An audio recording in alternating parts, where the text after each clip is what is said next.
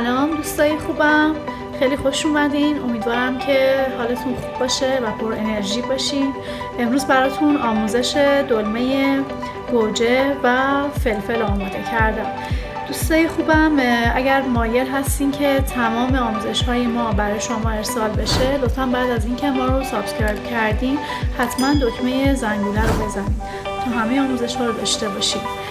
خب مواد اولیه‌مون همونطور که می‌بینید خیلی ساده است و من سعی می‌کنم که آموزش هایی داشته باشم توی این پیج که همه بتونن استفاده کنن و از حداقل مواد اولیه بتونیم یه غذای گیاهی سالم و خوشمزه رو درست کنیم.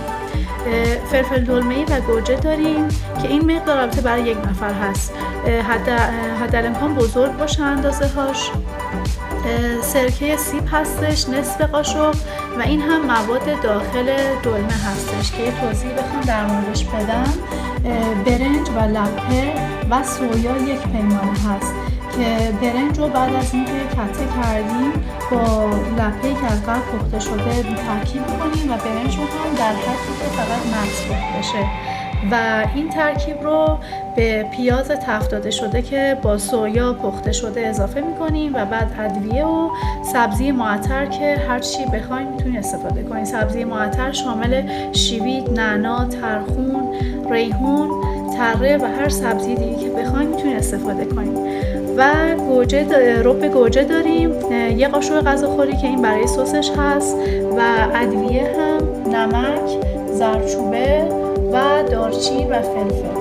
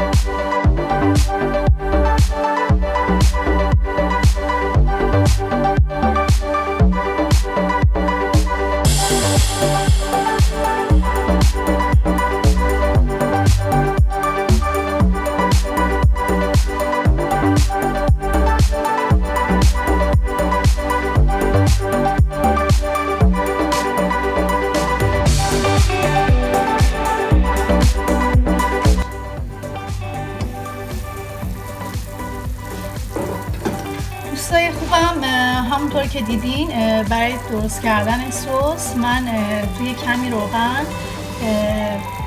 سیر و ربع گوجه رو تفت دادم و از مواد داخل گوجه هم استفاده کردم، یعنی ریختم داخل سسم. بعد با نصف لیوان آب اینها رو ترکیب کردم، ادویه و سرکه هم اضافه کردم و دلمه ها رو همطور هم که میبینین اینجا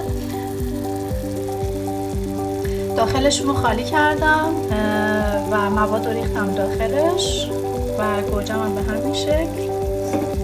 و بعد از اینکه آب توش اومد اینو به موادمون اضافه میکنیم. بعد توجه کنید که توی قابلمه کوچیک باشه و حتی الامکان بینش اگر خالی نباشه بهتره، ولی چون من تعداد دلمه هم کمه یه مقدار بینش خالی میشه، ولی سعی کنید توی قابلمه گود و کوچیک باشه. اینو میذاریم روی حرارت باشه و سر قابلمه رو هم میذاریم یه مقدار روشن میکنم یکم روش سس بریزم که ببینم روی روش سس بریزم. بعد باز خاموش کنم، باز سرشو بذارم خاموش.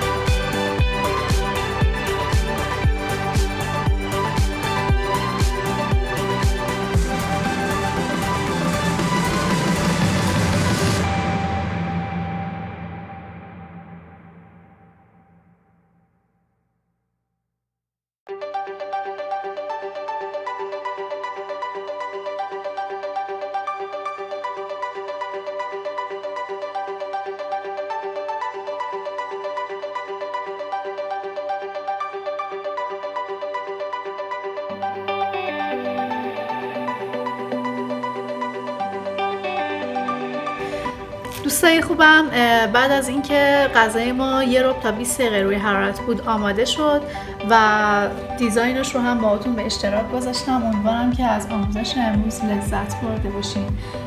لطفا نظرات خودتون رو و پیشنهادات خودتون رو با ما در میون بذارین. تا آموزش بعدی، خدا نگهدار.